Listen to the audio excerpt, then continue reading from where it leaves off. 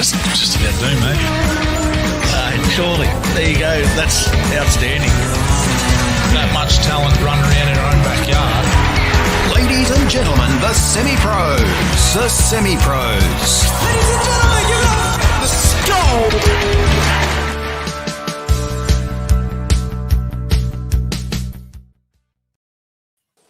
Welcome along to the semi-pros. Great to have you company. Big show again this week. Plenty happening. Steve Glover, how you going? Golf clubs in the background there. Nice setting. Yes, yeah, mate. I thought I'd set the scene since we've been able to get back out, have a social swing, and competition's back for the golfers this weekend down at City. So pretty exciting times, and I can't get on. I'm a bit disappointed actually. So yeah, who's fault Mother's Day festivities? Yeah, I know, mate. I know. So yeah, once doing the smarter choice, responsible thing, and doing the family thing. But anyway, good week. It's gone quick again. Well, that's what happens when you have a holiday at the start of the week. Yeah, that's right. Yeah, Joel Stower, how are you? Mate, I'm good. I'm settling into my new surrounds and my new office here at Clifford Street. So it's a bit bare in the background, as you can see. Unlike Steve's luscious big office he's got there. Got the heater going because it's 3 degrees. It is a bit fresh, actually. Not wrong. Now, pretty exciting show tonight. Caine Eckstein's going to join us shortly. We're also going to cross out to the Southern Hotel. So, our wonderful friends at the Southern who present, of course, the Southern Hotel Shot Clock. We've got Jag the Joker.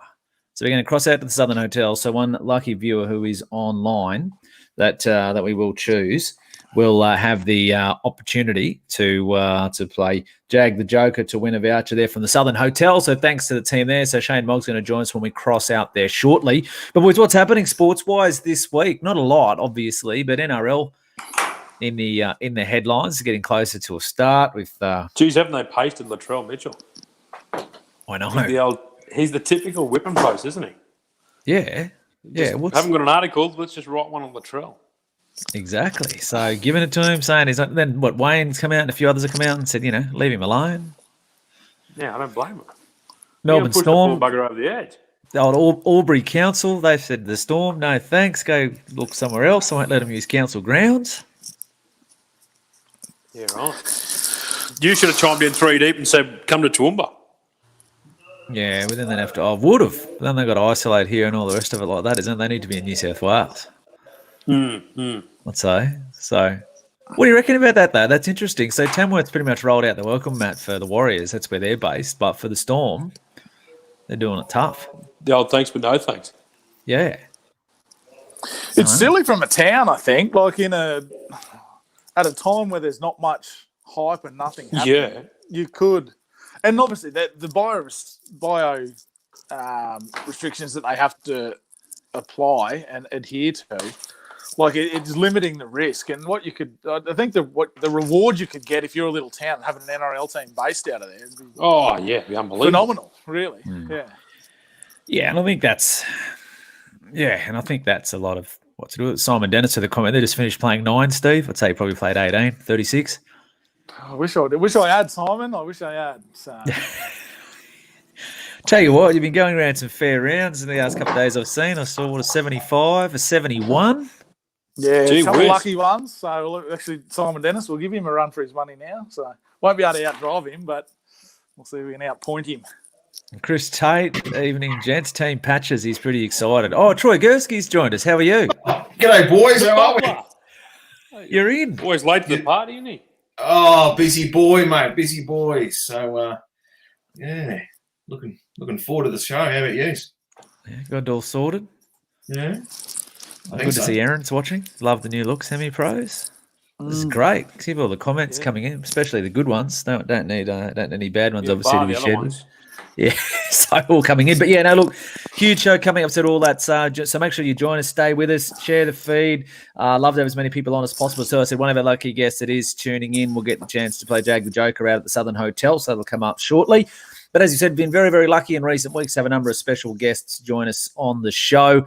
Another very special guest is about to join us, none other than champion IronMan. It's also Guinness World Record holder for the most amount of pull-ups in 24 hours. Caine Eckstein is up next.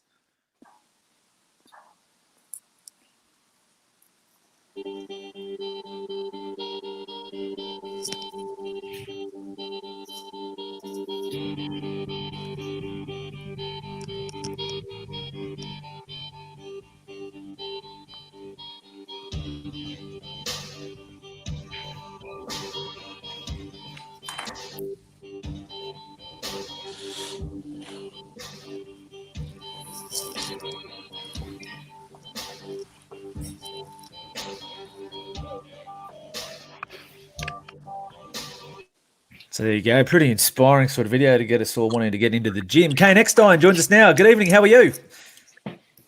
I'm good, boys. How are you? It's a little bit old video, though. I was a little bit younger then.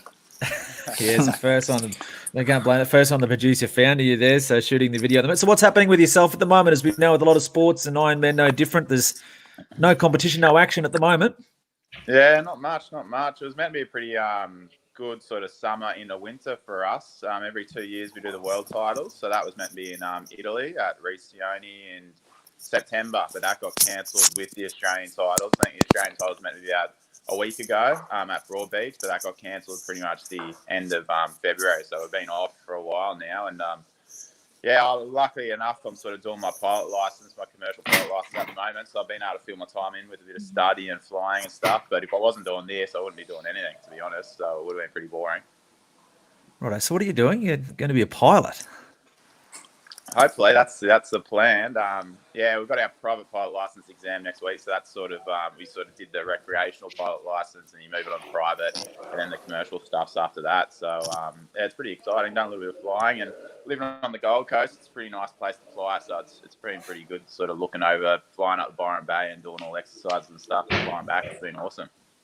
Certainly not the first time you've been up in an aeroplane, mate. You've also got another hobby you're taking up too. Yeah, that's sort of pretty much what got me into it, doing the whole skydiving thing. I just sort of enjoyed that as a hobby. And obviously with you fellas doing the boxing, that was another good hobby I enjoyed doing. But yeah, just talking to the pilots and everything and sort of working out, it's possible to do and you can do it as a job. That sort of got me in because when you grow up, you don't really think of being a pilot as a job. It sort of seems a bit too hard and sort of like a far away sort of dream to sort of have, but when you start talking to pilots, you can sort of realise it's it's achievable. Kano, in terms of your Ironman stuff, you've been, I suppose, in and out of the game the last couple of years. What sort of got you back focused to have another crack with it all? I don't know. I think I'm sort of lucky. I don't know. I haven't. Maybe having those little breaks, and I like to do other sort of training, but I think I've gotten better with age a little bit. I know I raced this year and I won a big race at Mooloolaba just before everything finished, and that was like a 50 minute race, and I won that pretty comfortably. So, and I probably I don't think I would have done that a couple of years ago, just doing the same amount of training as I did. I know you get a little bit smarter, and especially when you're racing other guys, and everyone's a little bit younger than me, and it's quite tactical. You're using a lot of people when you're racing and sort of like sucking off them a little bit and just trying to at the end of the game you just got to get past the line in front. That's all you got to do, whereas a lot of young guys just want to be out there in the front, sort of getting the limelight for most of the race. So you sort of get a little bit smarter and you race a little bit easier and train a little bit easier, and I just found I was getting the results. So I was going really well. So I think the Australian titles would have been a good one for me, which kind of sucked that it got cancelled. So, but there's always next year, so I'll have another crack. How'd you get? Sorry, Steve, where you go? Oh, you go, mate. After you, go. Ladies first. Into it. No, mate. How'd you get into Ironman? You're a couple of years sort of old, younger than my vintage. But I remember as a young fella, not that we had a beach up here, but you'd see the Ironman, the Nutrigrain, the Trevor Hendys, your Guy Andrews, your Guy Leach, all of those guys on there. How did you get into it? And I guess you come through that era where those guys were, I suppose, had the profile of the sport at probably the highest it's ever been. Yeah, definitely. If I was sort of going back then, it would have been a different life, I think, for sure. Like guys like that, they're on Baywatch. They travelled over to LA and they're on like episodes of Baywatch. Trevor Hendy lived on Hedges on the beach there and had, a mansion on the beach, and they were just dead set superstars. They were hanging out with Pamela Anderson and all that sort of stuff.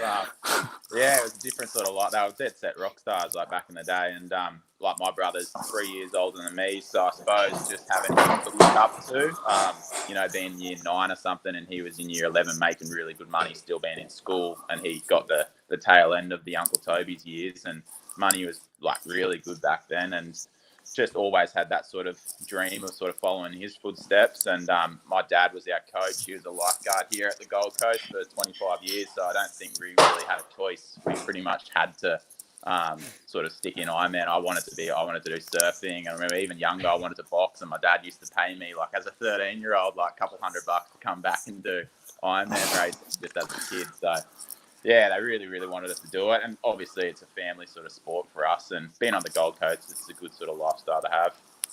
Probably Mate, leads well into my next question here, mate. With you mentioned your brother. Obviously, he's retired now. How do you find? I suppose he was a bit of the yardstick for you, wasn't he? Sort of you set him in your sights and sort of just try to train the house down to sort of compete and beat him. How do you sort of find that now with obviously him being retired? Does he still get out in the training paddock with you, mate? Yeah, I wouldn't put it past him to definitely come back. I'd say it'll be 50-50 probably coming back just because, and I've seen him the last few weeks put on a couple kilos, so it'll probably be a good thing for him to come back and train a little bit more. But yeah, he's pretty talented and just doing it so many years, you just got such a sort of step ahead of everyone. You can sort of come back and do 40% and still sort of mix it. So having that sort of temptation there is just so hard to sort of stay back and not go back and just, get easy races kind of thing. So, and especially at Northcliffe here, we just got such good teams. So to go to Australian titles and win team events, with your mates and everything's a pretty good thing to have. But yeah, for sure, definitely having him, he was like a lot more dedicated than me. I loved hanging out with my mates and sort of partying and surfing and doing all other things, whereas my brother was very, very strict with racing. That's sort of why they gave him the nickname of the Professor. So yeah, I always had someone to look up to and always had someone to follow, and I suppose that sort of put me a little bit ahead of where I probably would have been if I didn't have him. Mate, as you spoke about before, it was massive back in the 90s. What are they going to look at doing to get the sport? They're probably not going to get back to those heights, but to somewhere near it. Yeah, I don't know. I think a lot of sports, like we all are, you get negative of your sport just because, like obviously back then, especially like the money value was, they were earning probably more money than us for sure now. And back then it was worth even more sort of thing. So, but in saying that, all sport was a little bit bigger, I think, back then, even like rugby union and all those sort of other sports. And I don't know, I just find now having everything on TV and stuff, it's pretty hard to sort of keep your sport. NRL's done really well in sort of, keeping the sponsors and keeping the money in it. But I think, a lot of sports are sort of taking a back step, and we've still got a sport that's still good. And, the surf clubs are still supporting us, and the Australian titles are still really successful. So it's still there, but obviously it's not as good as what it was. And I don't think it'll probably ever definitely won't get back to what it was. But I think we've definitely got the most passionate athletes there are. There's only a few of us making sort of, enough money to sort of live by, and everyone else is pretty much training 100%. They're still, being carpenters and sparkers and school teachers on their 9 to 5 and, getting up at 4:30 to go swimming and training in the afternoon. So it's a tough sport and everyone still does it. So it sort of shows how much, especially the Gold Coast, how much we sort of love Ironman racing. Kane, I'm going to ask you a really dumb question, but pretty straight to the point. How tough is Ironman? Seriously, like you look at, just the concept of it, and how tough is it to compete in against the best of the best? Like you look at 1-5 Coolangatta Golds, all the things you've done, but how tough is it on the body and mentally and everything like that to compete in events of that nature? I mean, it's called Ironman for a reason. Yeah, it's tough. I don't know. You do something long enough, your muscles get used to it, and you just get, you get used to it. I suppose I could say the same. I remember when I started boxing, I thought that was definitely the and I still think it is, like they're the fittest guys in the world just for short, sharp stuff. I think their heart rate and their VO2 max and stuff, it's just a different sort of concept, whereas I can go for a long time at 80-90% and be comfortable, whereas if I go that extra 98%, it really sort of taxes me. So it's just whatever your body get used to. But obviously waking up at 5 a.m. and jumping in a cold pool in winter is probably the worst possible thing you could do ever. Like I just hate it. So that's probably the hardest mentally thing to do, especially, if you've got big races coming up and that's the motivation to do it. But in saying that, there's a lot of sports like that. I think Ironman triathlon is probably the hardest sport in the world, and that's why I wanted to sort of get into that when I was a little bit younger and went over and did Ironman Hawaii and stuff. So I really looked up to those guys, and I still think they're probably the fittest athletes on the planet. But for us, it's a very, very good lifestyle sport, and you're sort of getting out in the ocean. You get other sort of things, skills and stuff like that you wouldn't get just being a triathlete or anything like that. You're out in the ocean, you're swimming in the surf, and you're dealing with nature. So it's a bit of everything, and it sort of creates you into a pretty good multi-sport athlete, and that sort of shows why a lot of these athletes in Ironman racing go to the Olympics and do all these other sort of sports, because it makes you into a pretty good multi-sport kind of athlete. So if you weren't mad speaking of multi-sports, mate. Yeah. Speaking of multi-sports, and you just said your muscles, if you do something long enough, you get used to it. Talk us through the chin-ups, mate. Talk us through how that all come about and what you actually achieved. That was like you say with Ironman. The pull-ups was the hardest that made Ironman racing look, buddy, like a holiday. It was the last one I did was the hardest thing I've ever done in my life. Like the first 18 hours was just a dream. It was easy, but from 18 hours to I think I went for about 23 hours, 15 minutes.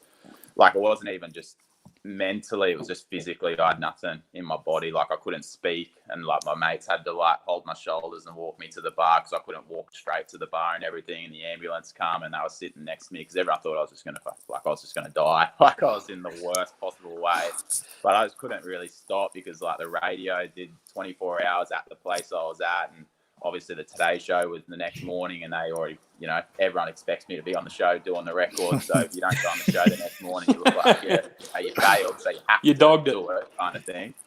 So yeah, it was just the worst possible situation, and it knocked me around. Like that's what I was telling fellas not that long ago. I didn't touch a weight for 16 months after that. Like I didn't step foot in the gym for 16 months. So just mentally, it nailed me. But it's character building, I suppose. So why would you want to do that? That's a good question. Sorry to ask the question. Why? What was the motivation?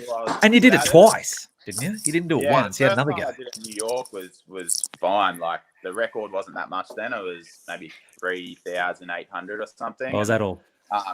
And I just had a plan I could do it. I like to set programs and stuff, and I no one did it in like the minute situation, so I wanted to break it in minutes for however long.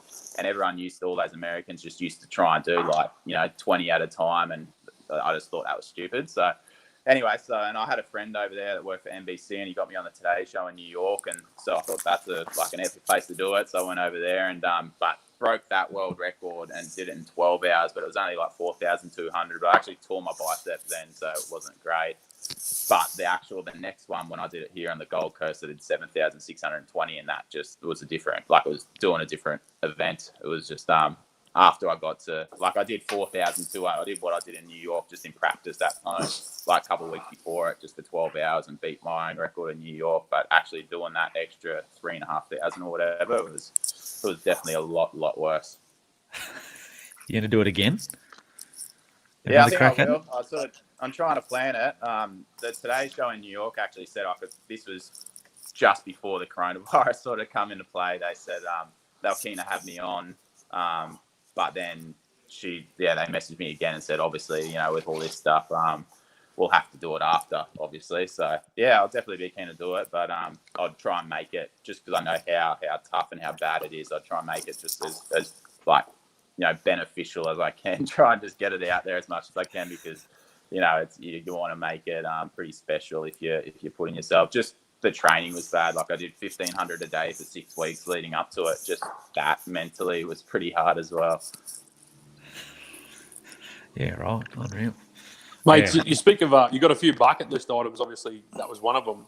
You're a big boxing fan, and you've done a lot of boxing trainings, and you can certainly handle yourself. Is that one of the things that are on the list, mate? You look to maybe potentially have a professional fight at some stage, or? Yeah, I'd like to. I'd like to have the right opponent, though. Like, I'd like to do it, especially against someone that no one liked. It would be good because I like. What about fight Joel? Fight Joel. It's too good for me. No, but just like I don't know, one of those reality shows. Like, what is it? The Bachelorette or something. One of those guys that everyone hates in Australia or something. I've got to get someone like that talks a lot of, I don't know. I like boxing guys that I don't really like. So, except it's the bad thing about going to Toowoomba and you got all your mates there and you don't really want to spar or anything because you're having a good time. So, if I ever did do it, it'd be good if there was like a bit of animosity there. But yeah, I'd definitely be keen to do something like that for sure. But you did spend some time into it, sort of say myself and Joel met. You obviously came up here with Les Sherrington for a while you're right in the middle of your training to do a bit of boxing stuff. And I remember Brendan Smith, who obviously is fairly well renowned in the boxing world, was really quite taken with the skill that you had. Well, I did a little bit like younger. One of my mates was actually really good here on the Gold Coast, so I used to tag along with him. But I was an off-season sport guy. Like as I said, I'd do it for 2 months, and my dad would pay me $200 to come back to IronMan racing when I was like 11. Like every year I used to quit, and even surfing as well was another one that I was sort of, I did competitions and want to get into, but by the time it sort of come back to July and when everyone started training again, I just didn't really have a choice. I had to go back and start Ironman training again. So, but I enjoyed that. I just like hanging out with other athletes, and we were getting up and doing the long walks in the morning, having steams and all that sort of saunas and stuff. It was good fun there. Les loved his chocolate though, so I probably put on weight. Didn't he? He's the epitome of a bloke who could out train a bad diet, wasn't he? And that was good times, mate. Out of all the training you've obviously done, you've obviously got to train very hard in the Ironmans. What's the one part of training that you just hate doing? Swimming training, absolutely. Like I think everyone would say it. If any, that's what I mean. I don't really need to sort of talk crap about loving everything. Like everyone says, I love it. I do this because I love it. How good's waking up at 5 a.m. on a Monday morning and stuff like that. It's not good. No one enjoys it. It's the worst part of training, especially in winter. Like the pool heaters break and you jump in the water and it's bloody 24 degrees and it's freezing. It's just horrible. So, but you've got to do it. Like you can't be good and not, put in those sort of 6 kilometre swim sessions in the morning. So, but yeah, that's definitely the worst thing. It was just the ocean sport, and we just got to board paddle and ski paddle in the afternoons and run during the day. It'd be the best sport in the world. But it's not like that. So you've dominated the sport and you've done everything. And I think is it the 5 Coolangatta Golds? What's the motivation now? What is there anything left to do? Like as I said, with Northcliffe, this is probably the thing that I love the most. And for the last few years, it's been a highlight for me. I think the Australian titles is like just a different carnival to the rest of the season. Everyone's still, all the clubs have all their competitors, and there's still about thousands of people down the beach, especially now that it's back at the Gold Coast. We went to WA a lot of the years after we had a few, the tragedies at Corowa Beach. They didn't want to bring it back to the Gold Coast. So now they're bringing it back here, and obviously staying at home and having all the surf clubs really support it here, because most of the surf clubs are on the East Coast. And, it's just, the Australian Ironman final at Corowa Beach or Broad Beach is like, it's just a different atmosphere. It's and especially, last year we won the Taplin event, which is a 6-man team event right at the very last event of the carnival. So we won that. We hadn't won that for years. And obviously, we won like the swim team 14 years in a row. So we've got a really, really strong surf club. And just having everyone together, competing together, Australian titles is definitely like the highlight of the year. So yeah, it wasn't great this year having it cancelled. Everyone sort of, had worked up all this sort of build up for the Australian titles, and it was taken away from everyone. But I'm sure next year will be bigger and better than ever. And it's a bit unique, or from the outside looking in anyway, the clubs. So basically they'll start off from a kid coming through as a nipper, and obviously they've got the elite guys like yourself all within that one club. So it's not like an NRL club where you've got a professional team which mingles in their own circles. Like someone coming through is going to be training in the same ocean alongside sort of you in the morning. Yeah, I think there's a fellow I was talking to. He's talking about Mick Fanning doing a talk here on the Gold Coast, and he was saying about if he goes somewhere else, it gets such a bigger audience, especially from younger fans and stuff. Just because here everyone can see him, and I remember we said that when we travel, we can go to little beaches in WA, 2 hours down the coast in Western Australia or in South Australia and stuff, and the kids just lose their minds. Like you ask for autographs every single bloody meter you walk on the beach, whereas you go here and the kids don't give a shit really, because they see it every weekend. Like they dead set. You go to Northcliffe on a Saturday, Sunday, it's just filled with kids, and they're running around. Oh, hey Caine, and then they get to a carnival and they're just like, oh yeah, that's just Caine and his brother competing. Like it's just not a big thing. So it's definitely a different sport like that. They can train with us, they can see us at the beach every single day, whereas a lot of other sports, you got the professionals, and then you just got the guys doing it as a hobby. You don't really have the two mixing together. So it's a good thing like that, but it makes it even better. As I said, when we go to those little beaches around Australia, like the kids and all the fans just lose their minds sort of So it's definitely for us, it's a pretty sort of good feeling having that appreciation. Kano, What's your most speaking of the memorable win? Coolangatta What's your most Gold, memorable win? My most memorable win? Yeah. I don't know, really. It'd have to be a Coolangatta Gold, but I remember the Coolangatta Gold was just a different sort of race for me because obviously after I won it, the first year no one expected me to win, so I was only 19 and my brother was in the race and a few other guys older than me were in the race, so they had a lot more pressure and then I won it. And when you sort of don't have pressure, it's, it's not the same thing. But then after that, everyone's just sort of expected me to win every single year. And they all, they like really 100% thought I was going to win. So when you finish, it's hard to sort of enjoy it as well because it's just such a relief that you didn't lose kind of thing. And it's just finished and it's over because you're just looking for this day, 12 weeks out, you're just counting down the days and it gets done. But in saying that, the relief side of it's good. So I think the year I won the series, the Kellogg's Nutrigrain Series, I won the last race and it was an eliminator, 5 races. You knocked out sort of 2 or 3 people from each race. And I was just had a really, really good race that I won all 5 races and won the series. So I think that was like the best performance I've ever done. And I don't think, not talking shit, but no one's won 5 races in a row. So it was a pretty good day. Mate, speaking of the Coolangatta Golds, you've won 5, Ali Day's won 6. Is there a bit of I know you're a pretty competitive sort of a bloke. Is there an inkling in you to say, I'm going to come out and do 7 now? Like, you got 2 more in you to beat him, to top him, mate? Yeah, not really. I don't know. If I wasn't, I'm sort of happy with how I sort of raced. And, I've raced everyone, even when if it was back when I was 25, 26, and I was racing everyone, and like in that sort of races, no one could beat me, and I sort of know that, and I raced everyone, and no one could beat me, so I'm sort of happy with how I went.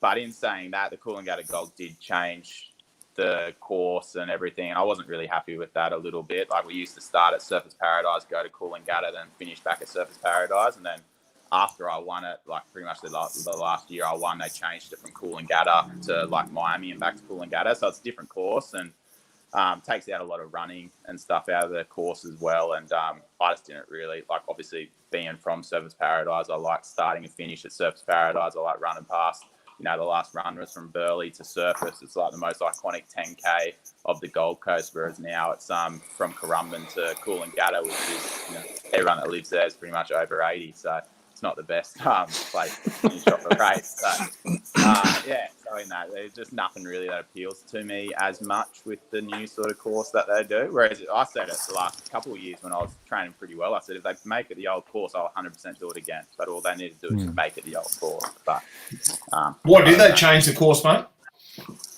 I don't know. I'd say Tweed Council's probably paying them pretty good money to do it there, finish it there. But you probably can't say that, but I'm guessing it's something to do with that. Because it's definitely not better. But yeah, I'm not too sure. Will be interesting to see what happens. So when are you taking us for a flight? When are we jumping in the plane? I don't know. Yeah, well, I don't know. We'll start. We get our private pilot licenses then next week. But in the course, it's pretty good. You get about 50 hours of just take friends and family time in the course. You're finished with 200 hours of flying, and about 50 of them you can just take friends and family and sort of hour build. So I'm looking sort of forward to that time. It'll be good. But you might have to take someone else so you can jump out of the plane with us. Yeah, I know. One of my mates did it last year, and I was asking him if I could do that, but I don't think so. I think there's laws against all that kind of stuff. So can't put him on autopilot or something.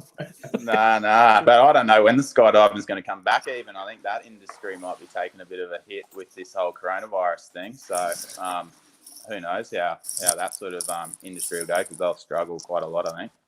Yeah, well, we look forward to seeing you in whatever it may be, in Ironman or in the plane, or actually keen to see you do the chin-ups again, or whatever you're going to do with that. So that'll be another interesting one. But obviously, whatever you turn your hand to, you've been really, really successful at. So I'm sure more of that will come your way, Caine. But look, we just wanted to say a big thank you for joining us on the show and giving us a bit of an insight into what's happening and what's coming up. So so thanks very much for giving us your time on the show tonight.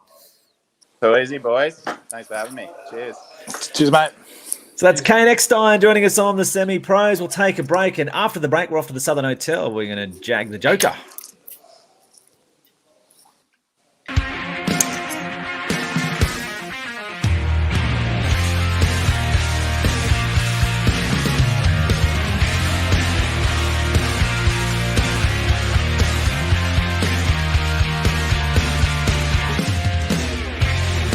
At the Southern Hotel, our Sunday steak special has been so popular, we want to offer it on Saturday too. 180-gram rump mignon, 400-gram New York cut T-bone, or a huge 500-gram grain-fed rump, all for just $23.95. It's better at the Southern. Thanks for joining us on the Semi-Pros. As I said, the Southern Hotel. I think we're set to cross out to the Southern Hotel, I believe. So the Southern Hotel... Jag the Joker, the Southern Hotel, of course, one of our great sponsors on the show. They present our Southern Hotel Shot Clock segment. So, of course, as we know at the moment with the Southern, we're like all of our pubs and clubs and like many different venues as a result of coronavirus, obviously not able to open in the normal capacity, but the Southern doing an amazing takeaway meal. So whatever meal you want, head out to the Southern. We share a lot of their stuff on our Facebook page, but if you have a look on their Facebook page, and you'll see what they have up for grabs out there. It is incredible. So make the most of their takeaway menu. But I think we're going to head out to the Southern Hotel. Producer will tell me if we are or we aren't, or where we're going or what we're doing. So we hopefully here we go. So Shayne Mogg, can you hear us? What are you happening? What are you on going at Kilmore, mate? Hey, mate. No, I'm on the Dogs. Ladbrokes, mate. Get on Ladbrokes. They're giving second and third money back tonight. Oh, delicious. Up to $50, you can't lose. You're pouring yourself a couple of brews out there as well, mate. I wish, mate, but if we could split the camera around, mate, they've got the bar boarded up on me. They're either renovating or they don't want me to get a beer while I do this. I'm not sure what's going on here at the moment. But tell us seriously, what's happening with the Southern at the moment? As you said, like obviously, like most pubs or like all pubs and clubs can't open in your normal capacity, but you guys are still doing meals, takeaway for people that want to head out and enjoy what you've got. Yeah, mate, that's it. You know, if you're missing your favourite palmy or a nice steak or something like that, the wonderful crew in the kitchen and our restaurant staff are still slaving away to make sure the meals are ready. So you can either ring us up here at the hotel or download the Happy 2 app and we'll deliver them to you. So it doesn't really matter which way you do it. If you want to come in and see us and see a few friendly faces and say g'day, we do miss you all. But apart from that, if you just want to stay at home in them pyjamas and them gorilla slippers like Greggy just bought, mate, just get on Happy 2 and we'll deliver it to you. Bottle Shop's doing the same thing through Happy 2, through the Bottle Mart app, mate. We're doing that. You know, we're just trying to stay relative, really, and just trying to keep the pulse alive until we can get the heart beating again. Okay, so Jag the Joker. So you're going to join us, or we're going to have it each Thursday. You tell us what the Southern's giving away to one of our viewers each week.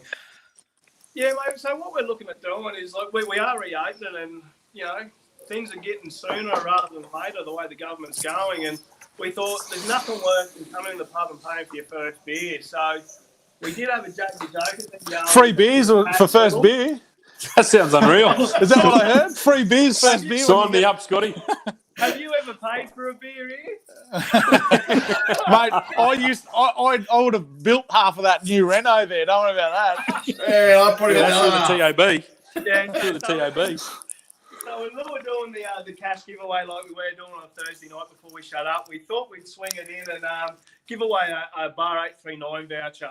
So if they manage to Jag the Joker, they'll get a $50 voucher, whoever the lucky viewer is on Facebook Live. And if they don't, mate, we're going to throw them a $25 voucher. And all they have to do is come through the drive-through any time after 1 o'clock tomorrow and see Big Greg, and he'll give them the voucher. And when we reopen, beers are on us. Righto. So basically, I've got to pick someone that's watching live now, and they're going to pick a card, and you're going to turn it over for them. Is that right? That's the one, mate. So if you just yell out a name for us, and then we'll zoom in on the cards, and I'll give them a rundown of the layout. Righto. Let me have a look here. Here we go. Last comments come through. Chris Tate. Chris Tate's on. So Chris Tate will be the. There we go. His comments popped up. He's got question mark with ginger beer. So he might be a good one to give away because he won't spend it on beer. So he might spend it on ginger beer. Yeah, we got some ginger beer on tap, mate. The Brookvale Union's there, so it's definitely making a surge. Good drop. Righto. So Chris Tate's going to play Jag the Joker. Righto. Talk us through it, Moggy. What's he got to do? So, Tatey, what we got, mate, is we've got 8 rows of cards, and they alternate between 7 and 6 cards per row. And all you need to do is give me a row and a card number, and I'll flip that card for you. Righto. So if he can type that into the comments. Righto. So Tatey, you're watching there. So tell us what. There we go. So there you can have a look at it, mate. So give us an outline of what card you want turned over, and we'll see what he can give us. So it's $50 if he gets a joker, $25 if he doesn't. Is that right? Correct. Righto. Not a bad So, For food or drinks. so for food or drinks, all right. So righto, the clock's on you, Mr. Tate. So tell us which card you want turned over. You just send that through in a comment. Jeez, he's thinking about it. This is like him trying to pick a winner on the horses. Here we go. Row 3, card 5. 1, 2, 3, 4, 5. Pretty blue. Drum roll, please. Tatey's in a 6 of spades. 6 of spades. So, Tatey, you got yourself a $25 bar voucher courtesy of the Southern Hotel Bar 839. Mate, come through the drive-through here at the Southern Hotel and we'll sort that one out for you. Once again, I'd just like to throw out a big thank you to everyone locally and to you guys at the Semi-Pros for supporting us through this time. You guys are the reasons why we're going to be back here and we're going to be back open. And we're going to have this big sports ball cranking with the AFL, with the NRL, with the horses. Probably not the union. Geez, they're struggling. And mate, yeah, we're just looking forward to it. So get back into it, get back to normality, and thanks for your support, guys. Okay, so each week we're going to do this. So tune in. So what we're going to give it away. So someone will play. So Chris Tate was lucky to chose the one this week. He's picked up $25. There you go for picking a loser. Basically, so that's not a bad price. So $25 for Tatey. So if you'll drop in there via the drive-through to pick that one up. But Moggy, as we said, tomorrow, Friday, Saturday, Mother's Day lunch, they want to pick up something. The best way to do it is just jump on the phone to you guys. Check out what you got on the Facebook. There's all the different stuff Definitely, there. mate. And look, jump on our Facebook. The restaurant are running a Mother's Day voucher as well. So they're giving away, I think, $100 worth of vouchers for Mother's Day. So, jump on the Facebook page. We'll tell you what we're doing as soon as we know. We're as keen as you guys are to get opened up. So thanks for your support and see you next Thursday. Righto. Thanks, Moggy. We'll talk to you next week. Cheers, mate. So there we go. So there's our first Jag, the Joker, Chris Tate. So he's got a comment there. Sensational. Thanks so much. Appreciate it. Thanks to the Southern Hotel. They've got the dogs going on in the background there for us as well. How good's that? So righto. So that's each week. So tune in around this time. So we're going to give that away each week. So fantastic opportunity. Thanks to the team out there at the Southern Hotel. As we said, if you look on their Facebook page, Joel Seavey, the odd everyone gets a prize. Well, you didn't. So only one person did actually. So that's not right, really. So we only gave away one prize, Mr. Seavey, but thanks for the comment. Will Mitchell had a comment there earlier as well. Wanted to see Steve in a Baywatch video, something along those lines. So we can see if we can arrange that. Yeah, any chance of getting a video of Glove doing a Baywatch run? Probably. Any chance? Probably. Wouldn't be the first time. So we'll see what we can do with that. Southern Hotel shot clock, guys. A couple of questions here to sort out. They are when I find them. But as I said, if you pop out to the Southern, thank you to those guys for their support. And as we said, at this time, obviously with so many of our local businesses that can't operate in their normal capacity, if you can get out and support them, it's most certainly something. It's a great thing to do. So consider the Southern Hotel, and make sure you tune in each week around the same time on the show, and you'll have the chance to win a Southern Hotel voucher. Righto, Southern Hotel shot clock. We just had Caine Eckstein on before. We talked about himself and his brother. Talk about super siblings, fantastic siblings in sport. There's been quite a few. The Eckstein brothers are one of those, most certainly in Australian sport. Best sporting siblings you've seen? Who you got? Who wants to go first? Steve? I'll kick us off. All right, go Joel. Superstar sporting siblings? The Klitschko brothers. Yeah. The world heavyweights phenomenons from about 97 till about 2016 just dominated heavyweight boxing. Fought everyone there was to fight. Held every belt there is to hold. They didn't fight everyone, mate. They didn't fight each other. Bunch of cats. Yeah. Brothers shouldn't fight either. Mum didn't want them to fight each other. What a bunch of brothers shouldn't fight either, Troy, unlike you and your brother. He tell me up. That's why they fought him. Yeah, exactly. But the Klitschko brothers, mate. Yep, good call. Steve? Reggie and Cheryl Miller. Cheryl Miller dominated the NBA. WNBA. WNBA. Yep. Reggie didn't quite dominate, but he had a fairly good career and did. very entertaining. The Millers. Could be sporting commentary siblings greatest too, maybe. Go good with the mic too. Joel Seavy's got a good up there in the War Brothers. That was a great set of siblings there. What do you got, Troy? Sports siblings, superstars. It's hard to go past the Williams sisters. Yes. Dominated, didn't they? Both at different times. Venus dominated early, and then Serena took over and dominated for a long time. So, yeah, obviously both were number one in the world and won many titles. So I'll go with the Williams sisters. Yeah, I was on a similar train as you, but I'll steal Tatey's one here. The Chappell brothers, Ian, Greg, and Trevor Underarm Chappell. So, Walker brothers. We were talking about that last week. Sure. There's been some Walters. Glover brothers. There's been a host of sporting superstars in the sibling ranks. Now, did you guys catch the news? What's been in the news this week? Mike Tyson is going to make a comeback. He looked a video put up in them hitting the pads. He looked in pretty good nick and he looked pretty menacing, etc. And so it's been told now he's talking about making a comeback, but not necessarily a comeback to fight. For professional titles, to fight exhibitions or something along those lines. They say someone in Australia through a promoter has offered $1 million for him to fight Sonny Bill Williams or Paul Gallen or someone like that. Evander Holyfield has said that he's coming out of retirement to do something similar. But I will say as well, from Mike Tyson's point of view, he's talking about doing some sort of exhibitions and doing it for charity, basically. So he's not coming back to try and make money, which he has had to in the past because of his exposed issues with finances that he hasn't been able to hang on to over the probably $1 billion he's grossed in his life. So Mike Tyson's making a comeback. Good idea, bad idea, or what? I don't know. Joel, go to you first. Good idea for Mike. I think if he comes out here to Australia, he'll pummel the likes of Sonny Bill Williams and whoever else they're lining him up to fight, even at 50, whatever he is. He looks in pretty good nick, the big fella. I wouldn't like to be facing him when he's trying to make a few bucks like that, for sure.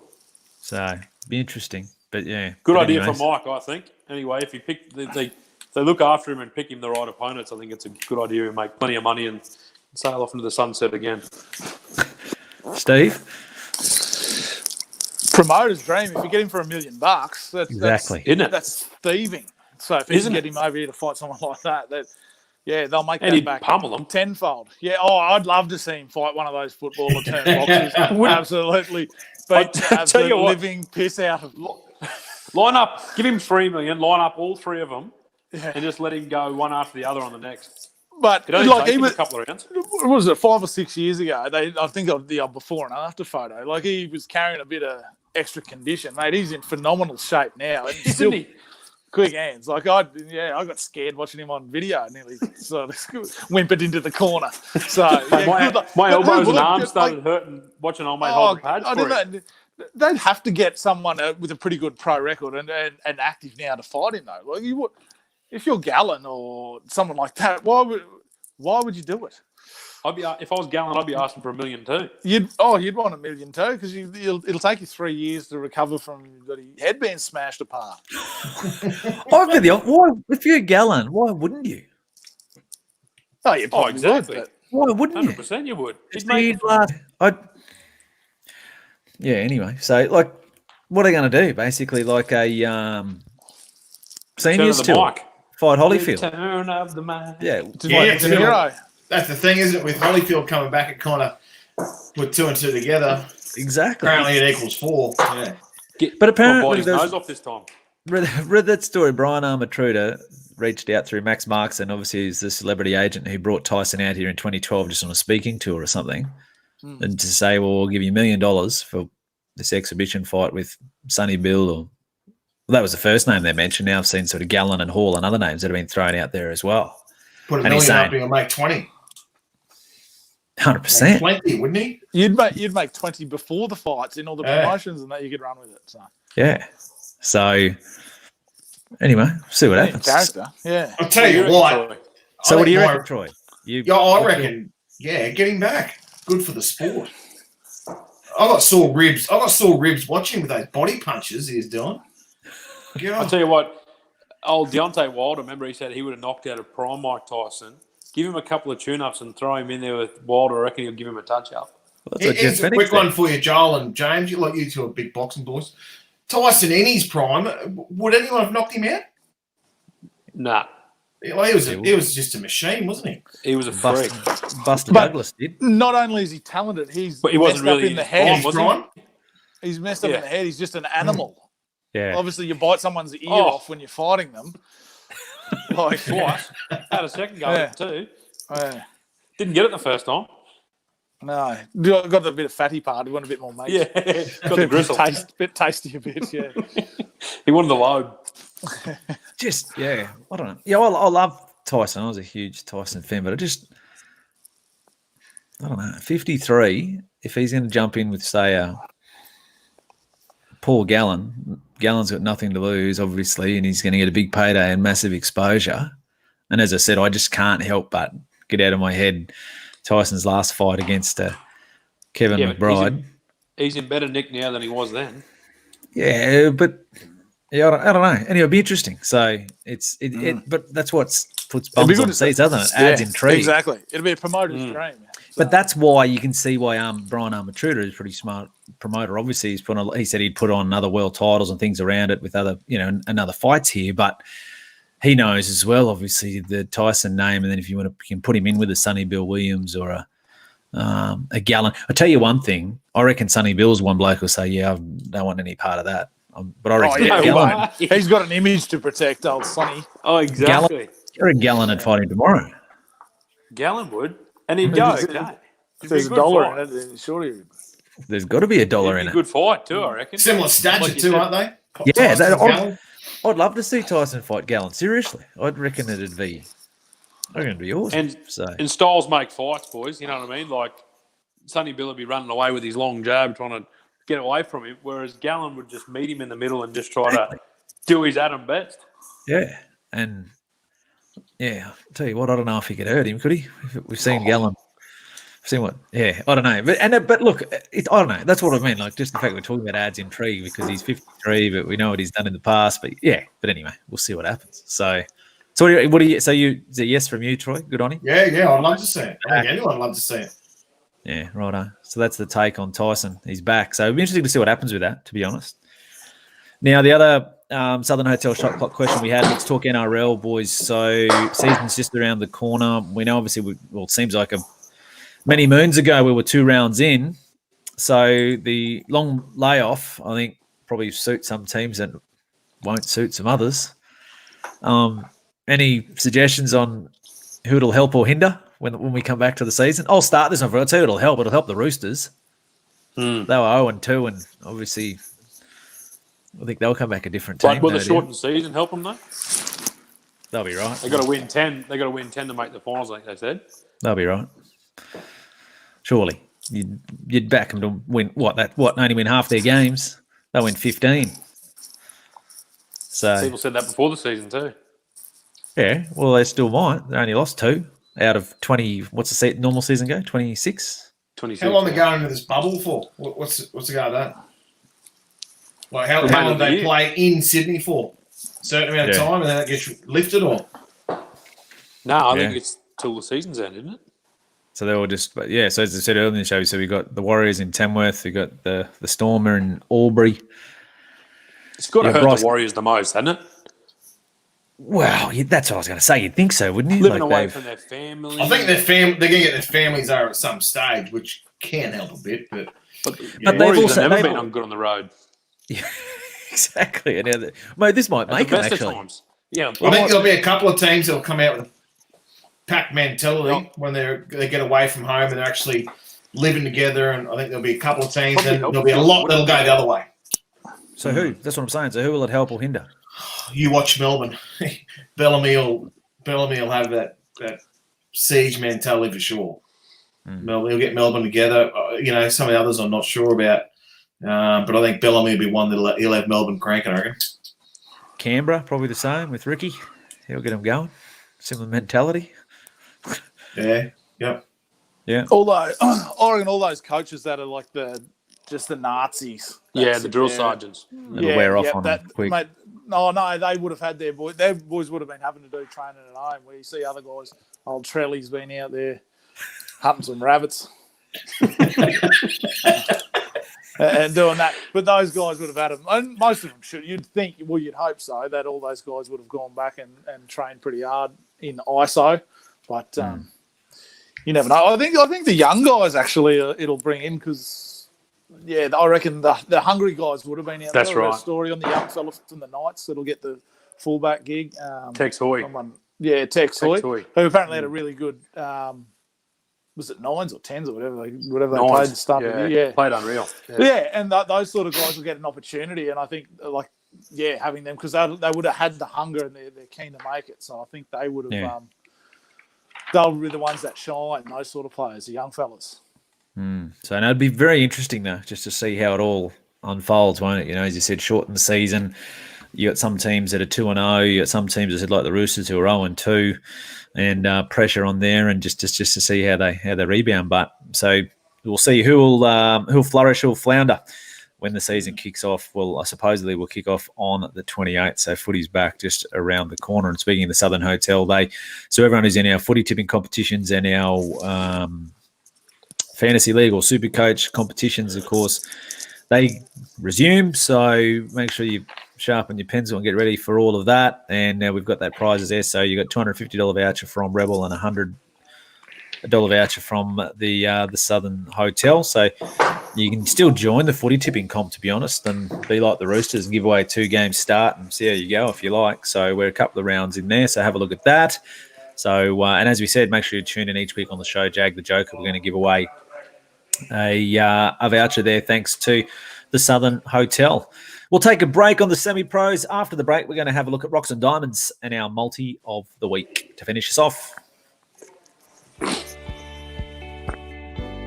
Hi guys, Lockie here from Hogans Family Jewelers. Today we're looking at how you select a perfect diamond. We need to consider the 4 C's: cut, colour, clarity and carat weight. In terms of discussing the cut of a diamond, we need to consider the aspects of the qualities of cut. At Hogans we only source triple excellent cut diamonds. In terms of colour, we look for the perfect white stone.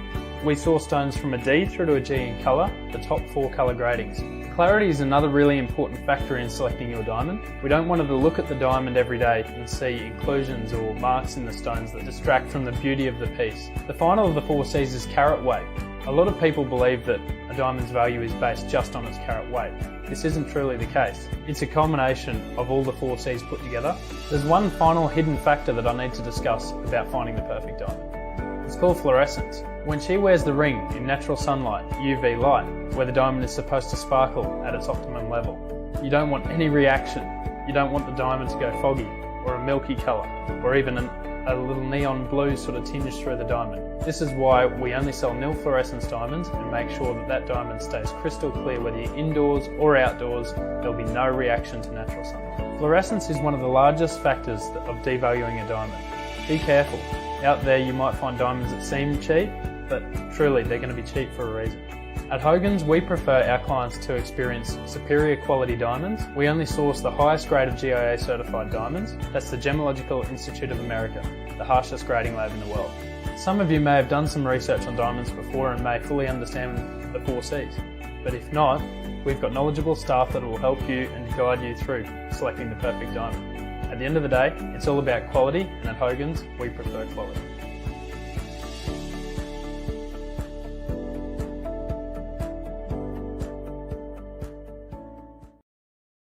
And a big thank you to Hogan's Family Jewelers for their support. Rocks and Diamonds. What's the theme this week? We've come up with, talked about Mike Tyson and the comeback. So Rocks and Diamonds this week, guys, best and worst sports comebacks. There's been some classics.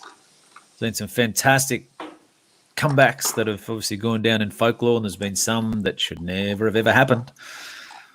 What do you got? Best and worst? Who wants to kick us off? Okay. Where do we go? Best or worst? Go worst. Go worst. Worst. He's one of the best, but no one really wanted to see him. Well, they probably did want to see him come back. Muhammad Ali.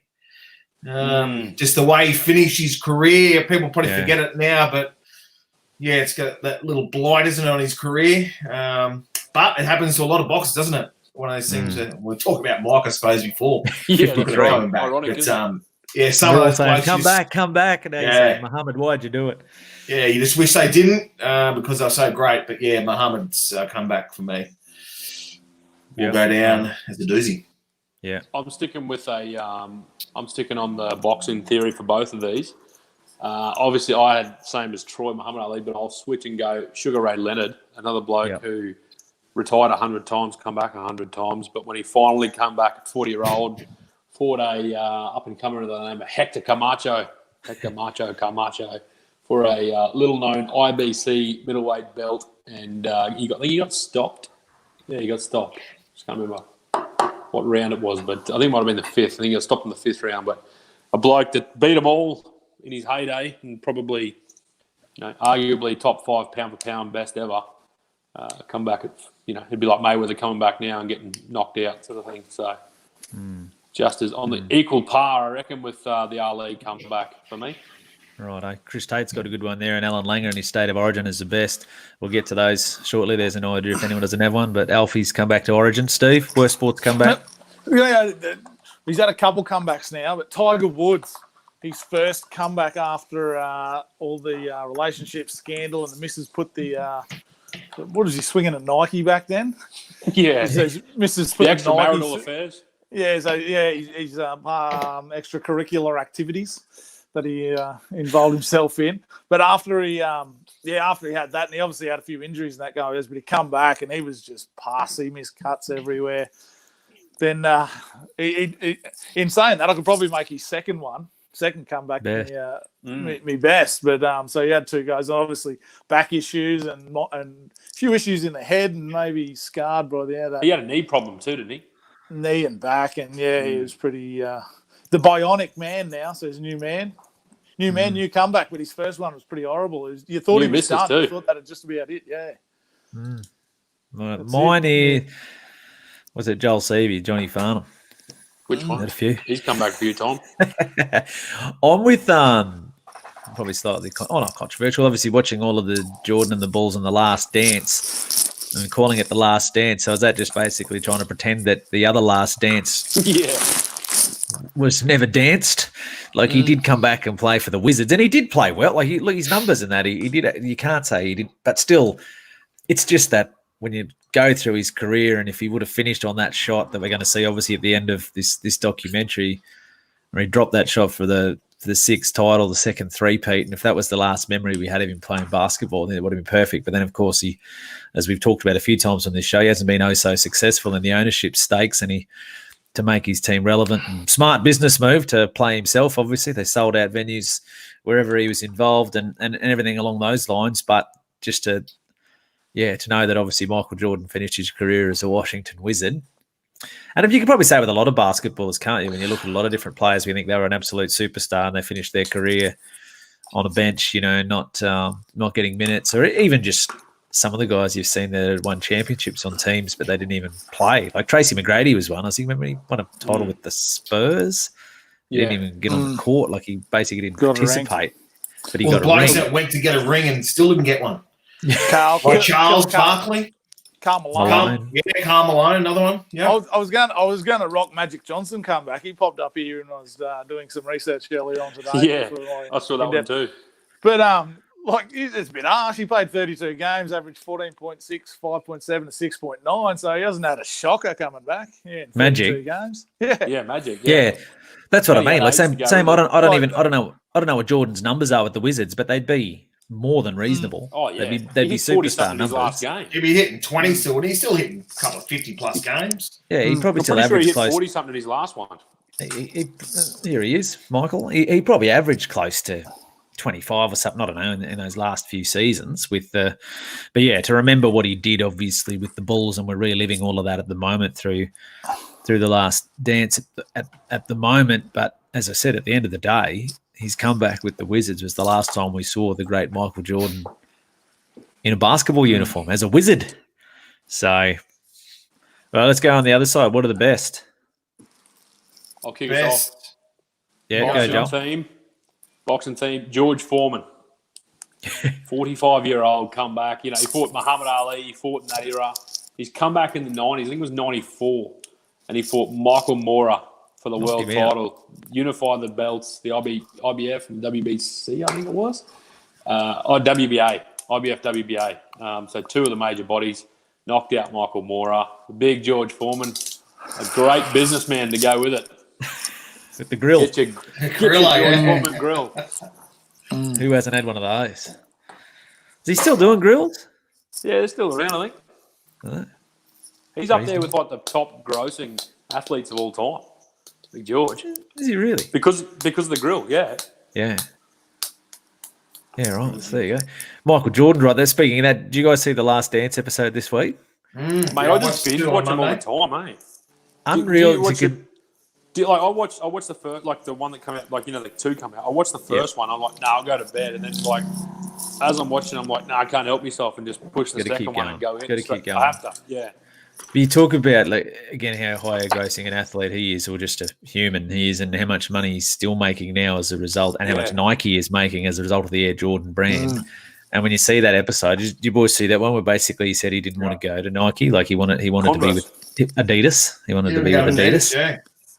Yeah, as he called it. Converse knocked him on the head too, didn't he? So, they had everyone, because it was the official shield, and then his mum is the one that said, no, go and hear them out with Nike, and the rest is history. Talked him into it, didn't he? Yeah. That was unbelievable, but wasn't it? Like that Nike offered him more than what, you know, those gurus like Dr. J and all them were getting at Converse. He was in college. As a rookie. 250,000, I think it was. How about the game when he come back his last game in New York and he put the old Jordan 1s back on? Yes. Yeah. Ripped his feet up with them, but just kept playing. Yeah. I was thinking, as I was watching it there, and I was like, yeah, that's a great advertisement for Air Jordan 1s.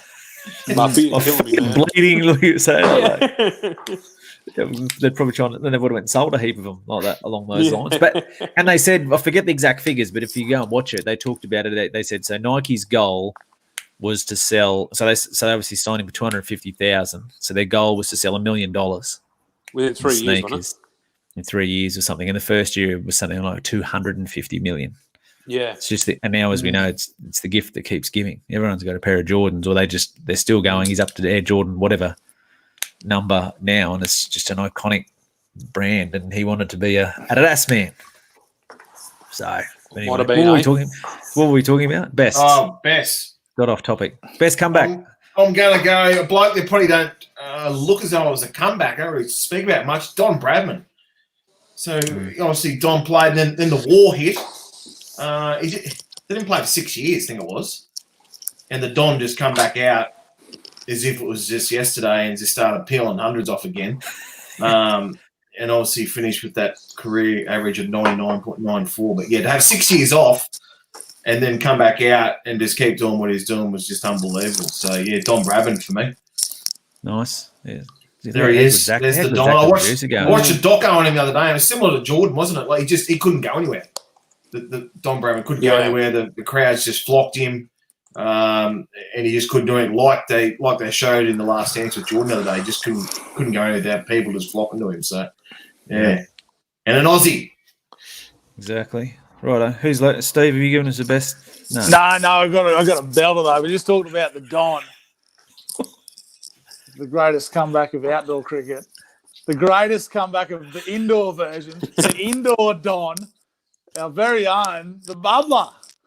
Out of retirement, World Cups. Come back for the Dragons. First perennial year of the NICL. And up goes the shield. The bubbler did it. He's come back. You beauty.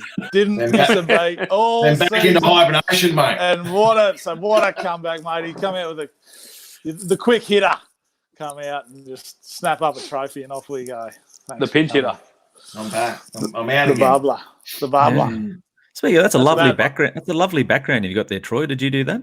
Yeah. Do you like it? Yeah. Should see what I've done with the rest of the house, mate. Yeah. I'm looking forward to it. Unbelievable. Yeah, it's a nice. I've got a few posters up here for us next week. Yeah, it's a nice, easy to use looking lamp there in the background. It's yeah.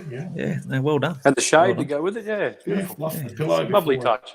Yeah, well done. Well done. So Troy Gurski, Steve's comeback. Comeback king. I'll tell you what, I've followed it career. Mate, I wouldn't have done it without the support of the blokes on the sideline drinking copious amounts of beer. Spraying the opposition. Who were they? Oh, I don't know. You had a couple of blokes. They wearing masks and stuff. Some games they were. Yeah. They got kicked out, didn't they? Very intimidating. Couple of times on the opposition teams, it was. The old Stower and Glover. Yeah, I'm glad I wasn't there. That's all good. So well done to them. The old 1-2 punch, glove.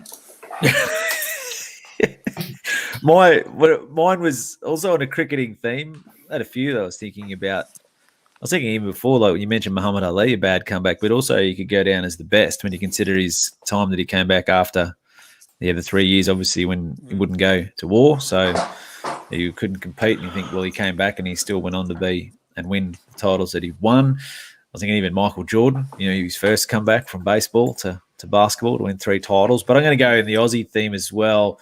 Controversial again for his outing, but Steve Smith, his comeback was fair from obviously the suspension. What he did off that timeout, that pressure, the enormity of the situation, and everything going on is a fair return of serve, I thought, from Steve Smith. So Steve Smith for me. Hogan's Family Jewelers, Rocks and Diamonds. You will see a couple of runs here from Smithy, plundering them all over the place. Wonder if he got twin tons, didn't he? Double. He got 100 in each innings. Yeah, incredible. So does this mean obviously Zach couldn't get up any footage of Troy Gurski playing or something? There's got to be some on YouTube, surely. Zach, there's a last dance coming, is there? That's how good the comeback was. The dance is on. Yeah. What have we got? No footage of? I should get some of our win archives. A bit of footage there of yourself, Troy. So the old win interviews, always good fun. Good times. They were good times. So that's a look at Hogan's Family Jewelers, Rocks and Diamonds. So one you saw there, so a bit of info there, a bit of intel from Lockie Hogan about picking diamonds. So if that's what you're needing to do at the moment, so hopefully you learned a bit watching that. Let's see if we can find a winner to wrap up the show. What are we on this weekend? How did we go last weekend? I know I'm still very consistent with mine. So. No, I went away game, mate. She went no good. What are we on this week? What are we on? I'm on Galtiro, Brisbane race 2, number 2. Yep. Galtiro, I think it's about 380, 390, somewhere in there. Yep, right on. Good run last start. I think around 2nd or 3rd last start, something like that. So it's peaking and ready to win, and it will win on Saturday. Here we go. We found some footage of Troy. Back in Metropolitan East. Yes. That might be after we just tailed up Gloves team in a grand final, eh? Probably. You look pretty emotional, mate. You look like you're about to cry. It's old Spadgery Marjorie Banks in the background. Look at him. Yeah. Look at that. Not doing any burpees back then. He wasn't anyway. I don't think I was doing any either, by looks of it. Yeah, all good. Before lunch as well. Let's get off that. Galtiro, race 2, number 2. Yeah. Race two, number 2, Galtiro. Righto. Yeah. Steve, what are you on? We're going to go with the hook horse. So Brisbane race 8, Vega 1. I'm not sure of a number there, but it was massive last start. I don't know. I don't think they can hold it that slow again. He'd be riding it to win this week. Now he's got suspended anyway. Race 8, number 5. Is he on it? Is Bailey riding it this weekend? Bailey's sure is. Is he riding it to win because he last time? Well, he'll be trying. He'll need some pocket money for the holidays. $3.80. $3.80. Yeah. Second favourite. Race. Real good race. You'd happy to be against Kementari there at $3.40 though. So yeah, the non-winner. Yeah. So yeah, but leading obviously horses on a Stradbroke campaign. Vega 1. Yeah. Righto, Joel. What have you got? I'm going. Someone wise once told me that if Matt Dunn's got a horse in the highway handicap, you just back him. Just back it, and he's got another one this week. Ready to humble. Lovely juicy odds of 750. Big smasher in the saddle. This prep, 2 wins in a row. It's probably prime for this. It looks like it's probably going to be the leader. third up off a long break, ready to humble, $7.50. Just put in, take out, buddy done in the highway handicap, race 1. Number, nice. what did I say? 10. Nice and early. I'll be on, as we try and break the duck, Brisbane, race 7. Like this horse last start, it didn't win, and it's going to need a lot of luck to win this week. But anyway, and Bailey Notifson on this. Miss Penfold, the 13. It's in the other feature race outside of that one, the Vega one's in here, the Guineas. So, yeah, really good run. Last start, it's around $41 into 18 or something, and ran a hole.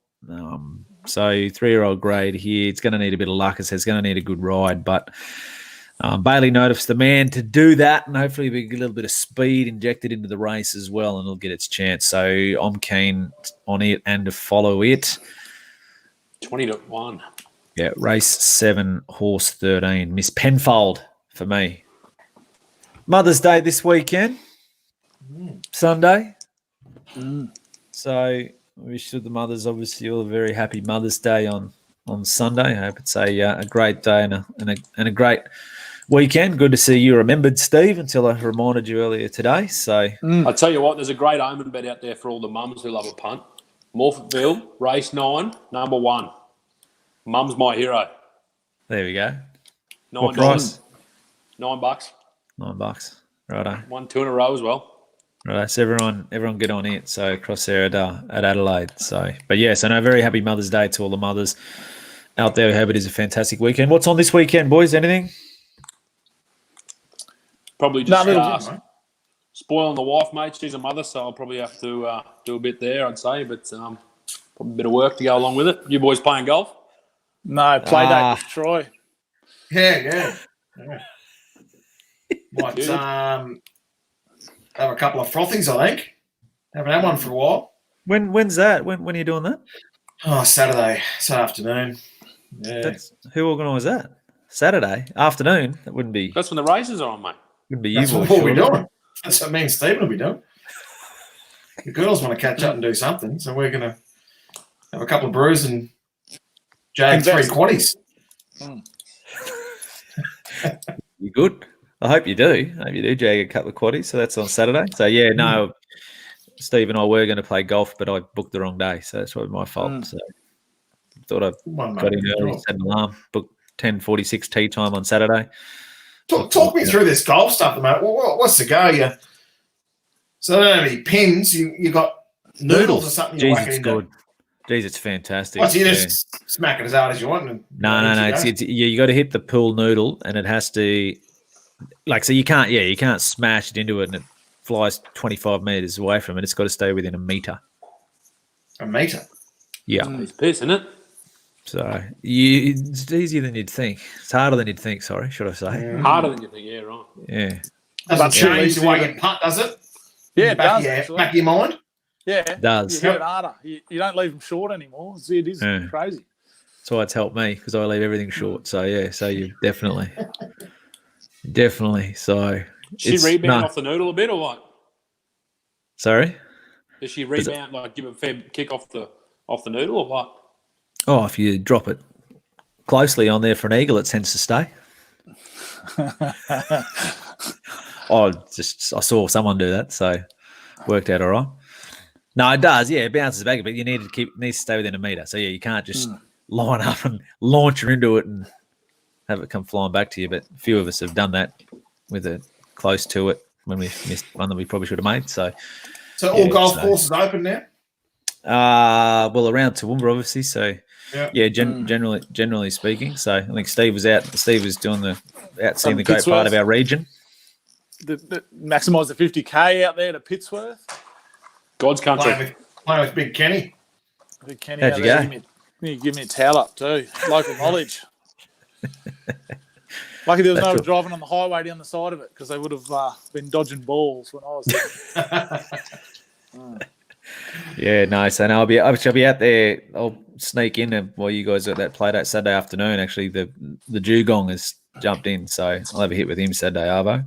Yeah. Haven't seen him in a while, so see how he fares anyway. But yeah, well, hopefully that, and Watch Miss Penfold and a few others win on Saturday anyway. So that's the plan. That's the plan. Pissar on the green and Pissar on the farm. Hopefully that's that's the name of the game, but it doesn't. It's always bad when they both don't work out for you. You know what I mean? So one can normally calm the other if the golf's okay and the punt's no good, or the punt's good and the golf's you know what I mean. So when they're both going bad, it makes for a pretty long afternoon. Certainly does. Been there many a time. Anyway, we'll see what happens. That's enough of that. Have a fantastic weekend. Thanks for joining us on the Semi-Pros. And again, a very happy Mother's Day to all of the mothers out there. Thank you for what you do. Mum's my hero, that horse at Morfettville. Race 9, horse 1. I think it's number 1. So Mum's look it my up hero. Anyway. Mum's my hero. Get on it. Omen bet. So it'll be a shortener anyway, won't it? For sure. Sure. $9 at the moment, so get on now. Yeah, exactly. Get on early. Be a part of it. So, what? Yeah, I missed that too. Nothing. Get on it. Anyway, get on it. Thanks for joining us on the show. We'll catch you next week on the Semi-Pros. Just about do, mate. Surely. There you go. That's outstanding. That much talent running around in our own backyard. Ladies and gentlemen, the Semi-Pros. The Semi-Pros. Ladies and gentlemen, give it up